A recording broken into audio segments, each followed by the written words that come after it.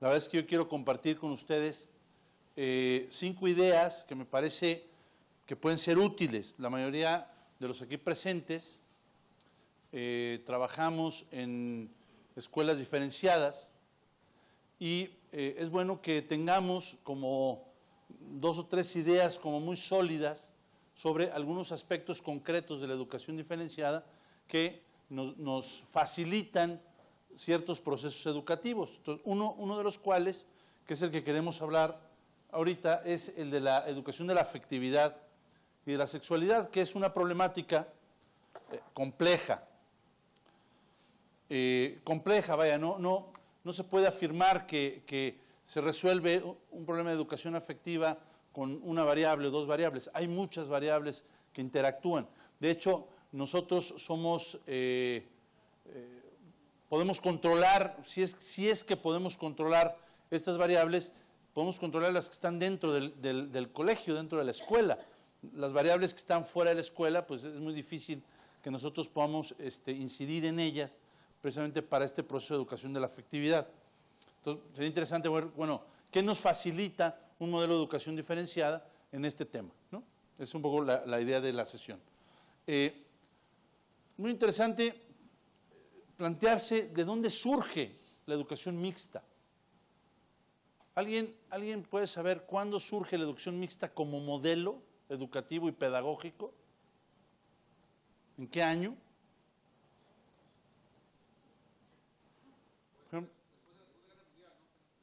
Más para acá todavía, ¿no? Empieza en los 70s, 60s, 70s. En Latinoamérica nos agarra más o menos en los 70s y un poquito más hacia los 80s. Estaba platicando Leonard que en este libro que ha escrito en francés hay un dato interesante de Francia, donde en 1961 había alrededor de 58,000 escuelas diferenciadas en Francia.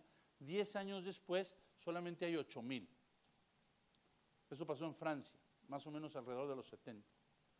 En nuestro país esto sucede alrededor más o menos también de los años 70, 80, donde hace 40 años había una gran mayoría de educación diferenciada en nuestro país, incluso muchas escuelas oficiales también eran diferenciadas, y a partir de los 60s y los 70s hay una conversión. Esta educación mixta, o este origen de la educación mixta, al menos en México, tiene su raíz en un proceso, en 2 procesos complejos. Uno es un proceso ideológico muy claro y otro es un proceso económico, lo que afectó sobre todo a las escuelas privadas, ¿no?, en este país. Ahora, la hipótesis es la siguiente. Hace 40 años comienza la educación mixta como modelo pedagógico. La pregunta sería, a 40 años después, ¿han mejorado las condiciones educativas? ¿Se ha formado mejor a las personas? ¿Se ha acabado los estereotipos de género? ¿Se ha logrado erradicar este tipo de propuestas que eran las que le dieron origen a la educación mixta? ¿O qué está pasando 40 años después? ¿Qué creen ustedes? ¿Estamos peor o estamos mejor? ¿Y a dónde va la educación? ¿Qué sigue?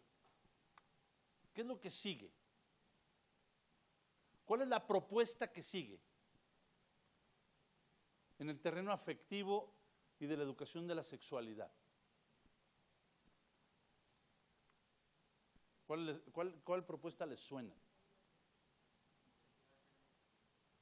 Más que identidad de género, no, y más que equidad de género, yo más bien libertad de opción, ¿verdad? Libertad de elección de género. En nuestro país todos tenemos, toda la educación primaria y secundaria está circunscrita a un programa oficial.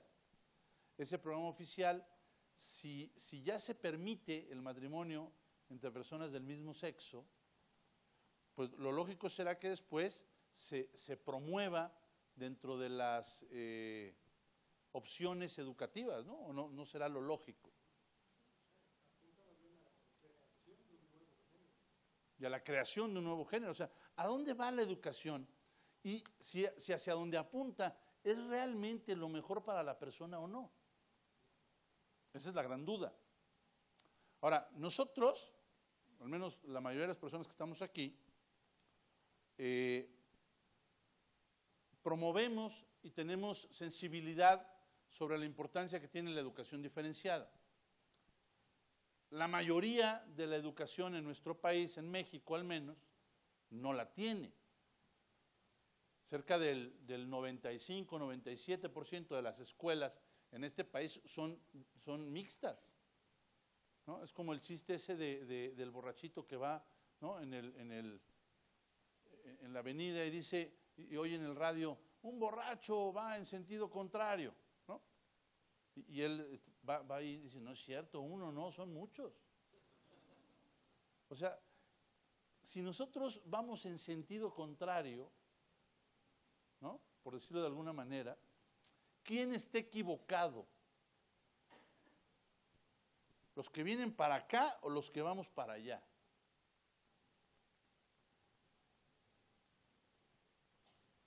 ¿Quién tiene que cambiar?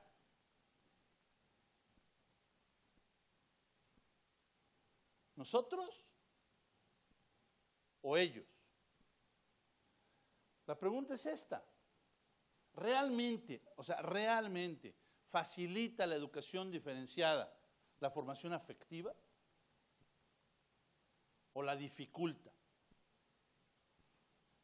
Yo llevo cerca de ya casi como 30 años como director general de un colegio diferenciado de varones, y cada vez, ¿no? En las entrevistas que haces con personas que ingresan por primera vez al colegio, sobre todo en los primeros grados, cada vez son más las personas que no han tenido la experiencia de haber estudiado en un colegio diferenciado. Levanten la mano los que aquí han estudiado en escuela diferenciada. Bueno, está más fácil al revés. ¿Quiénes no estudiaron en escuela diferenciada? Bueno, aquí tenemos quizá un 30%, ¿no? De personas. Bueno, cada vez son más las que han estudiado solo en escuelas mixtas. Y para muchas personas es preocupante en el desarrollo afectivo la educación diferenciada o la educación mixta. Muchos papás se acercan conmigo a la hora de las entrevistas y me lo preguntan como con toda naturalidad, oye, ¿realmente mi hijo no se va a volver pues maricón o amanerado o gay o como lo quieran llamar, ¿no? O sea, ¿realmente no se va a volver? Casi me está obligando a mí a demostrarle que no. ¿Puedo yo hacerlo? ¿Qué porcentaje? Vamos a pensar en una persona que decide o opta por comportarse o realizar conductas homosexuales. ¿Qué porcentaje de la responsabilidad de que eso suceda depende de un colegio?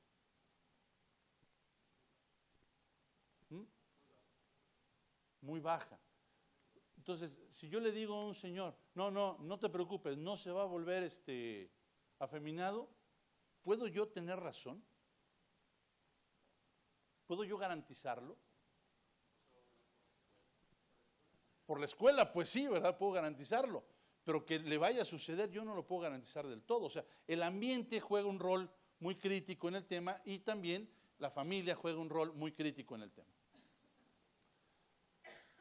Sin embargo, yo sí estudiando el tema y analizándolo y leyendo, me he topado con 5 cosas o 5 aspectos de la educación afectiva que me parece que sí puede la educación diferenciada facilitar, que sí puede la educación diferenciada marcar de alguna manera una mayor viabilidad para que se dé este proceso formativo de manera adecuada. Eso es lo que quiero compartir con ustedes. Son 5 ideas o 5 aspectos de la educación que me parece que la educación diferenciada nos facilita en la formación afectiva. 5 variables de la educación de la afectividad que facilitan la educación single sex, basadas sobre todo en la antropología y las neurociencias. Es decir, estos 5 aspectos, ¿cuál es su fundamentación científica de que realmente facilitan o realmente la educación diferenciada puede ayudar y aportar en esto, ¿no?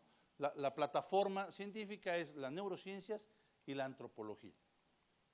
Estas son las 5. La gradualidad en la formación afectiva, el desarrollo de la amistad y la comunicación, la identidad de género, hablar de masculinidad y feminidad, educación de la sexualidad y algunas virtudes necesarias para un desarrollo equilibrado de la afectividad. Vamos a hablar de cada una de estas. Primero, gradualidad en la formación afectiva. Ya Leonard habló un poquito sobre la idea de la madurez neurológica entre los varones y las mujeres, que el proceso de gradualidad en la madurez es distinto. No podemos nosotros pensar que una mujer de 15 años tiene la misma madurez que un muchacho de 15 años. Hay una serie de variables neurológicas y hormonales que hacen que el proceso de maduración sea claramente diferente. Más adelante vamos a ver algunas consecuencias de esas. Precisamente la posibilidad de que maduren entre iguales, aunque inclusive dentro de los mismos grados escolares haya diferencias en edades, o sea, que tengan muchachos que tengan, o niñas que tengan 10 años y niñas que tengan 11 años o 12 años, incluso el hecho de que estén en un ambiente, digamos, de pares o de iguales, facilita tremendamente su maduración, porque en este proceso de madurez, los más maduros o las más maduras jalan de alguna manera a los demás, ¿no? Los intereses afectivos están íntimamente vinculados con las hormonas. ¿Cuándo le cambian los intereses afectivos a un varón o a una mujer? Precisamente cuando le cambian las hormonas, ¿no? En ese momento hay como se da este proceso. Los varones maduran más lentamente que las niñas, física, neurológica y socialmente. Y mucho de esto lo detonan precisamente las hormonas. Y particularmente 2 tipos de hormonas, ¿no? La testosterona, en el caso de los varones, y los estrógenos por una parte, y la oxitocina en el caso de las mujeres. ¿A qué edad una mujer empieza a producir altas cantidades de estrógenos? ¿Cuándo se detona el proceso de producción de estrógenos en las mujeres? A ver, que nos digan las mujeres. ¿A qué edad más o menos? A los 9, 10 años, 11 años, ¿verdad? Y además hay un dato interesante. En el caso de las mujeres hay como un mensaje fisiológico muy claro de que este proceso acaba de arrancar, ¿no? Que es cuando tiene la niña su primera menstruación. En ese momento hay un mensaje fisiológico evidente, claro, para el entorno, de que hay una gran cantidad de estrógenos, de progesterona y de oxitocina en el cuerpo de esa chica, que le hace que su cerebro y sus intereses afectivos cambien. ¿Cuáles eran los intereses afectivos previos? Las amigas, los juegos, el estudio, ¿no? La familia. En el momento en el que se detona todo este cóctel hormonal, automáticamente muchos de los intereses de las niñas se dirigen hacia los varones. En el caso de los varones, ¿a qué edad se detona esta producción de testosterona? A ver, los varones tienen que saberlo. 13, 14, 15 años. 2 o 3 años después que en las niñas. Y entonces, en el momento que se detona este desarrollo de hormonas masculinas, que se genera en el torrente sanguíneo esta cantidad de testosterona, los intereses cambian. Los intereses de los varones cambian. Y entonces, lo que eran antes, el deporte, las amistades, etcétera, se convierte ahora en el foco de interés las mujeres. Ahora, ¿qué pasa cuando los mezclas a la misma edad? ¿Qué va a pasar con una niña que tiene 11 años y un niño que tiene 11 años y están en el mismo salón de clases o al menos están juntos durante 6 o 7 horas diarias? Pues la niña le va a gustar el niño, porque ahora le interesan los niños. ¿Y al niño le va a gustar la niña? Lo natural será que no. Sin embargo, ¿qué sería lo social, lo políticamente correcto o lo socialmente aceptado? Que sí le interese, ¿no? Entonces empieza a haber procesos de aceleramiento de la madurez de los varones que no les viene nada bien, que no les ayudan. Por eso me parece que en el tema afectivo, que tiene que ver con el desarrollo fisiológico y que tiene que ver... Ah, caray, no está conectado, perdón, permítanme.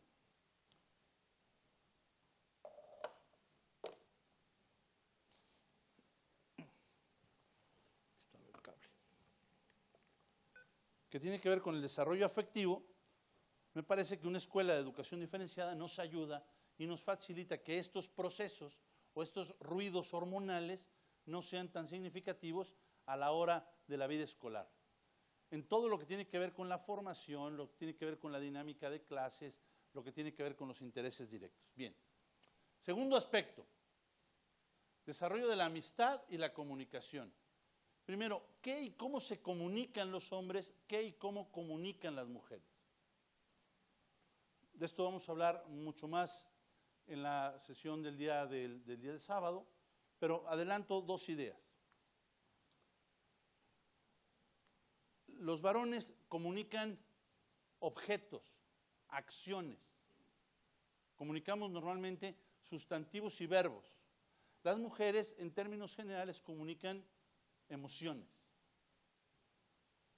Esto para los varones no es tan simple, no es tan fácil entenderlo, ¿no? Si una niña le dice a su maestro, te lo he dicho 1000 veces, ¿no? O te odio, son expresiones que los varones podemos interpretar de manera poco clara, ¿no? Es decir, podrían decir, oye, no me lo has dicho 1000 veces, me lo dijiste 3. O odio no significa que te odio en su contexto general, sino te odio en este momento, ¿no? O sea, en este momento me caíste gordo, ¿no? Que son expresiones bien distintas. La amistad es un elemento fundamental para el desarrollo de la afectividad. Y la amistad se aprende a vivir primero entre pares. ¿Qué es más? Yo les preguntaría, ¿es posible la amistad entre hombres y mujeres? ¿Se puede dar esa amistad? Entonces, ¿qué pasa con un muchacho que sus mejores amigos son niñas? ¿O qué pasa con una niña que sus mejores amigos son varones? ¿Cómo está su desarrollo afectivo? ¿Realmente sabrá lo que significa la amistad? ¿Entenderá en el contexto lo que es importante para que se viva la amistad? Por eso la amistad es una realidad que los niños van aprendiendo desde muy pequeños.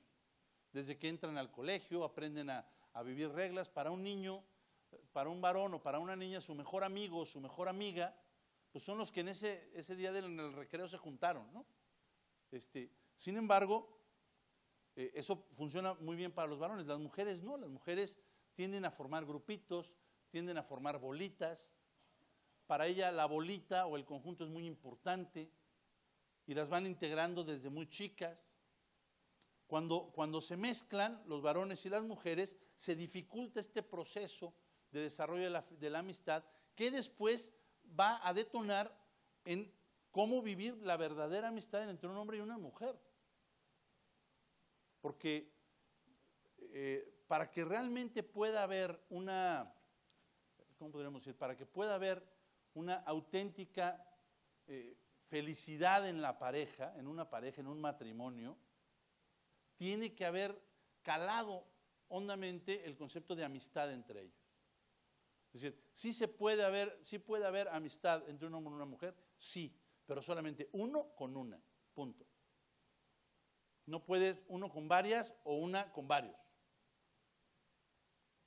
O sea, yo sí puedo ser muy amiga de mi esposa, muy amigo de mi esposa, pero no voy a ser muy amigo de las amigas de mi esposa, ¿no? O ¿qué opinarían de que su esposa les dijera, oye, me voy a ir con unos amigos de la prepa a la playa? O sea, me parece que ahí hay datos que no son del todo en el proceso de la amistad. Bueno, este tema de la amistad es muy importante para la educación diferenciada, nos lo facilita tremendamente. Y por otra parte, para la comunicación, o sea, qué y cómo comunicamos, acuérdate que se necesita un emisor, se necesita un receptor y un mensaje, ¿verdad? Entonces, hay que ver ese emisor y ese receptor, cómo envía el mensaje y el receptor cómo lo capta. Y aquí tenemos diferencias muy críticas entre los hombres y las mujeres en cuanto a los conductos mediante los cuales se capta la información y se realiza la comunicación. Por ejemplo, la vista no nos funciona igual a los hombres y a las mujeres. No vemos igual. Nuestros ojos no están igualmente diseñados. Una mujer ve más cosas al ver que un varón. Ve más colores que un varón. Claro, una mujer no puede imaginarse cómo ven los hombres. Ni un hombre se puede imaginar cómo ven las mujeres, porque tendría que cambiarse los ojos para poderlo realizar. ¿Se podría entrenar el ojo de un hombre para ver como el de la mujer? Me parece que no. A algunos de ustedes ya les he pasado este video, pero me parece que es importante que puede ayudar para entender un poquito más este tema. El cerebro del hombre se hace más especializado al desarrollarse en el vientre. Al crecer el cerebro, el estrógeno ayuda a las células nerviosas a conectarse. Esto ocurre en el cerebro masculino y femenino, pero como las mujeres tienen niveles más altos de estrógeno, sus células nerviosas están mejor conectadas. También los ismos, el puente que une a ambos lados del cerebro, es 10% más grueso en la mujer que en el hombre. El cerebro de la mujer simplemente está mejor conectado. Por eso a las niñas les es más fácil absorber información simultánea. Pueden ver toda la amplitud, pero les es difícil enfocarse solo en un objeto, aun cuando sea un billete de alta denominación. En esta prueba, los niños con cerebros más concentrados pudieron atrapar 6 billetes, las niñas ninguno. Pero la testosterona también es responsable de esto, ya que esta hormona sexual afectó sus vistas. Sí, tenemos maneras bien distintas de captar la distancia, de visualizar, de funcionar con este tipo con nuestra vista. El hombre tiene lo que se llama la vista de túnel, la mujer tiene lo que se llama una vista periférica, o sea, puede captar perfectamente muchas más cosas. Por ejemplo, en ese sentido es mucho más importante para las mujeres todo el lenguaje verbal que para los hombres. Porque los hombres, cuando estamos comunicándonos, nuestra vista se concentra mucho en la cara, no en el cuerpo. En cambio, las mujeres, como captan el conjunto, toda la corporalidad comunica. ¿Qué pasa cuando esta comunicación nos priva del uso de la vista? Por ejemplo, todo lo que tiene que ver la comunicación con redes sociales. Y entonces empieza a haber, digamos, una comunicación mucho más desconectada de la expresión. No lo dijo Lalo al principio, pero yo tengo 6 hijos, 5 mujeres y un hombre. Me da mucha risa con mis hijas, mi esposa, cuando leen el WhatsApp, ¿no? A la hora de que se está leyendo una conversación de otra persona, le dan una carga emocional tremenda. Es que me peleé con quién sabe quién. ¿Cómo se peleaste? Es que me dijo que no estaba contento. O sea, eso ya es pelearse. O sea, la carga de la comunicación emocional en los medios electrónicos es muy diferente a cómo es en la realidad. Y esto hace que, por ejemplo, muchos muchachitos de 6º año de primaria, de 5º año de primaria, empiecen a tener una serie de relación con niñas de sus mismas edades y se digan una serie de cosas una serie de cosas sin los filtros naturales, ¿no? Ahorita vamos a ver un poquito más de esto. Por ejemplo, las mujeres tienen más desarrollado el lenguaje y especialmente el sentido del oído, por lo que hay que saber cómo hablarle a los hombres.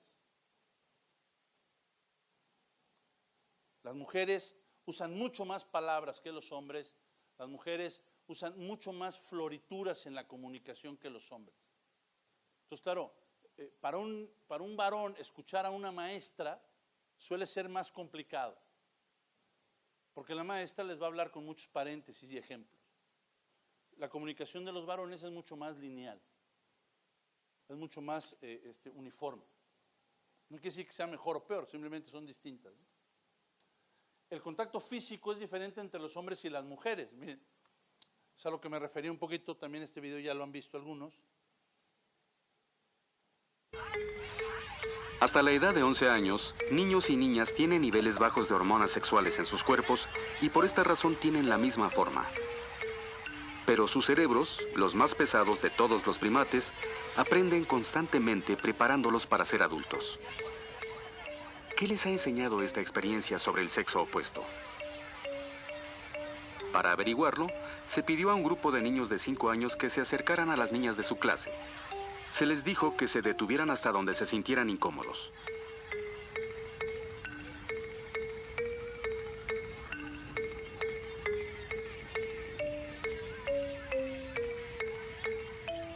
Se pidió lo mismo a los de 9 años.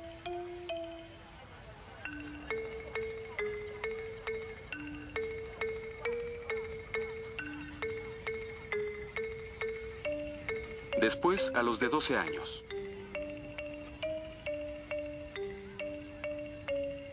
¿Por qué los niños al crecer son más cautelosos con las niñas? ¿Están más conscientes de sí mismos o gradualmente se sienten menos cómodos con el sexo opuesto? No tiene nada que ver con biología, se debe solo a experiencia de vida. Pero al iniciar la pubertad, todo esto cambiará.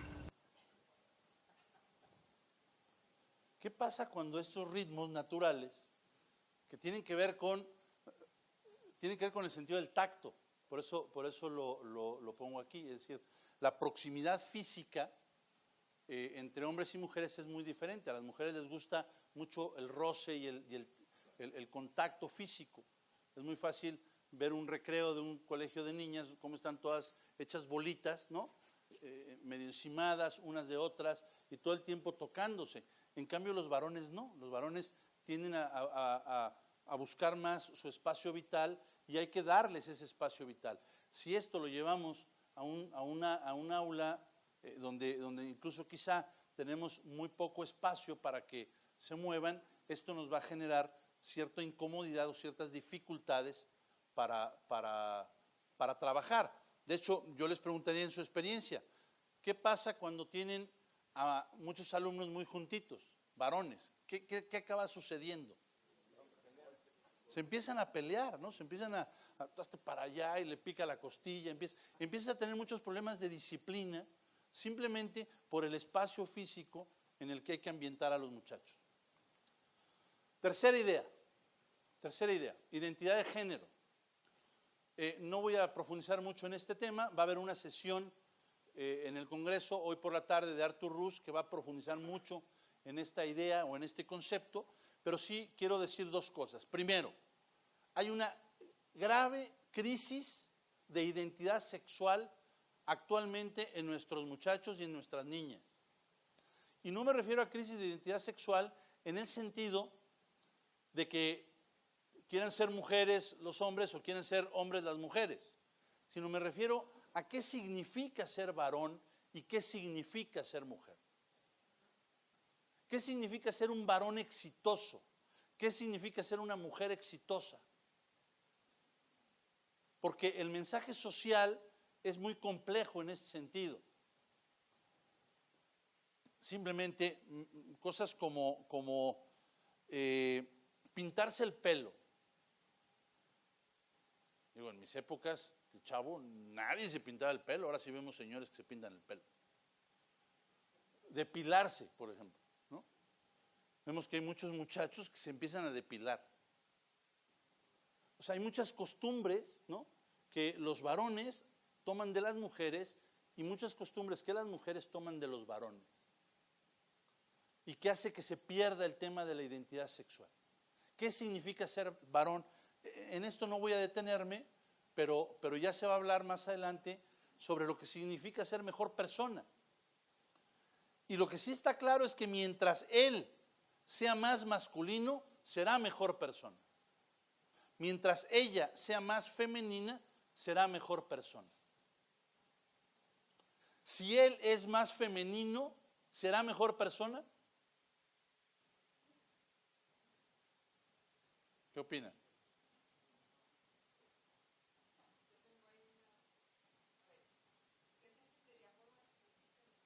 Bueno, es parte del tema. Eso lo vamos a ver más en una conferencia de la tarde, ¿no?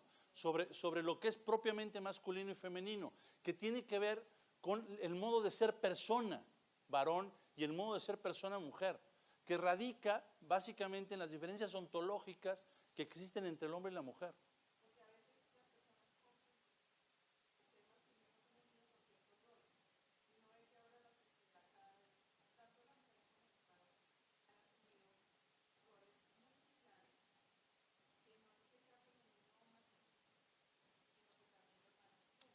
Yo distinguiría entre lo que pueda ser, digamos, un rol social o un rol convencional, ¿no?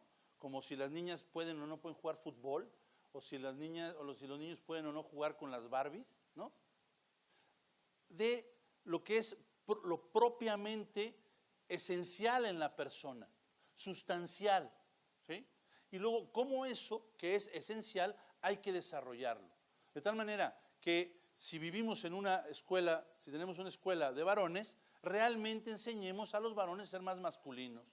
Y si hay una escuela femenina, realmente enseñen a las mujeres a ser más femeninas. Con todas las consecuencias que eso tiene, desde el punto de vista estructural y organizacional, ¿no? Cuarto tema, la educación de la sexualidad.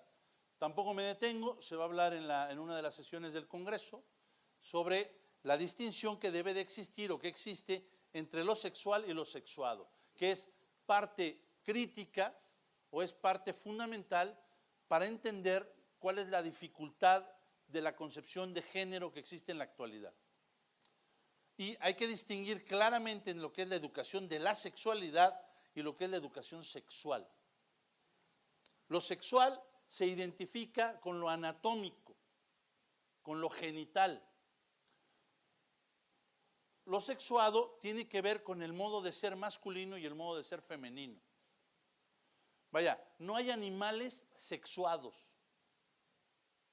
¿Sí? Hay animales que tienen sexo de macho y sexo de hembra.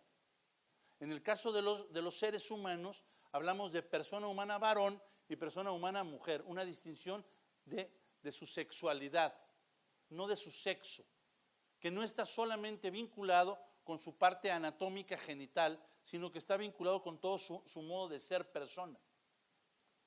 Y esto es muy importante entenderlo, porque para la educación de la sexualidad, hay diferencia en los procesos y hay diferencia en la función.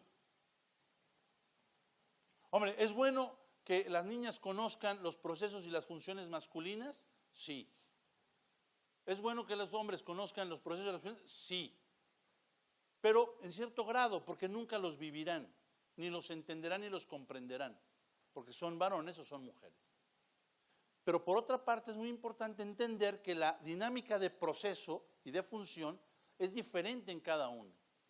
Por ejemplo, el proceso que lleva a un varón para llegar a su clima sexual es muy distinto al que lleva una mujer. Y en la complementariedad está precisamente la unidad. Y no entender estos procesos puede llevar a no lograr adecuadamente esa integración de la pareja, al grado de que nos topamos en la actualidad que una gran cantidad de los problemas de divorcios o de fracturas matrimoniales están vinculados con un error en la concepción del ejercicio de la vida sexual en pareja. ¿Por qué? Porque hay todo un tema de erotismo y de pornografía que que ha ido viciando los conceptos y la visión de lo que tiene y de cómo funciona la mujer y de cómo funciona el varón. Entre otras cosas, hay que entender cómo los hombres controlan los sentimientos, ya lo platicaremos más adelante, pero tiene que ver con la conectividad que hay entre la amígdala y el lóbulo frontal, que en el caso de las mujeres hay una conectividad con neuronas físicas, hay neuronas que conectan estos dos partes del cerebro, y en el caso de los varones no. Por lo tanto, por eso el hombre tiende a tener menos conciencia de sus sentimientos. Por eso mencionaba Leonard Sachs que no le debes de preguntar a un hombre o a un varón, oye, ¿qué sentiste con la lectura? Va a ser muy difícil que te conteste. ¿Sí me explico, no? Por esta desconexión. Por otra parte, el varón tiene el hipotálamo, que es estas estructuras internas, tiene mucho más neuronas en el hipotálamo que la mujer. El hipotálamo es una de las pocas cosas en que el hombre está más desarrollado su cerebro que el de las mujeres. Esa es la buena noticia. La mala noticia es para qué sirve, ¿no? El hipotálamo, dentro del proceso de maduración del cerebro, es la parte del cerebro más primitiva, ¿no? Más animal, por decirlo de alguna manera, ¿no? Es la parte del cerebro que regula las funciones más vitales, como es el comer, la función sexual, etc. Por eso el hombre piensa mucho más veces en sexo que la mujer. Algunos estudios hablan de 15 veces más, otros de 20 veces más. Piensa más el varón que la mujer en el sexo. Por eso la educación sexual en uno tendrá que ir mucho más dirigida a otro tipo de ideas, y en el caso del varón es mucho más dirigida al tema del autodominio, ¿no? Y esto lo vemos claramente manifestado en muchas prácticas que son ciertamente comunes en el caso de los varones, como el tema de la masturbación, y que en el caso de las mujeres empiezan a hacerlo precisamente por esta distorsión mediática que está sufriendo el proceso y la función propia de la sexualidad masculina y femenina. Finalmente, 5 virtudes que facilitan la vivencia de la educación de la afectividad, y es más fácil vivirlos en un contexto de educación diferenciada. Primero, el autodominio, porque estamos vinculados, como mencionaba Leonard hace un momento, a motivaciones y habilidades distintas. Las motivaciones, cuando están en el mismo conjunto, es más fácil promoverlas. Por lo tanto, es mucho más fácil desarrollar actitudes positivas de autodominio en un grupo de varones y en un grupo de niñas. El tema de la sobriedad también, precisamente porque los hábitos de consumo son distintos, ya que los intereses son distintos. El tema de la sinceridad, que está íntimamente ligada con el manifestarme como soy y no como me gustaría ser. Platicaba en el desayuno con Leonard sobre el fenómeno en la juventud, la migración que está habiendo en los adolescentes de Facebook hacia Instagram, ¿no? Hay una migración, es decir, ya ahorita Facebook están empezando a usarla menos los adolescentes que antes. Ahora hay más adultos usando Facebook que adolescentes. Y en cambio Instagram parece ser que es el terreno que los adolescentes están agarrando de refugio, entre otros, ¿verdad? El Snapchat, en fin, otras redes sociales. Pero parece que hay una diferencia bien interesante, que es que la identidad, ¿no?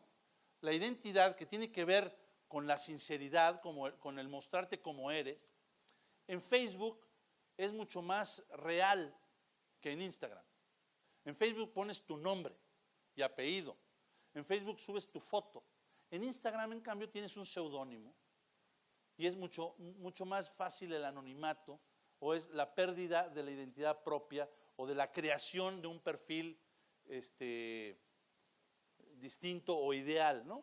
Entonces parece ser que hay ese fenómeno que se está dando.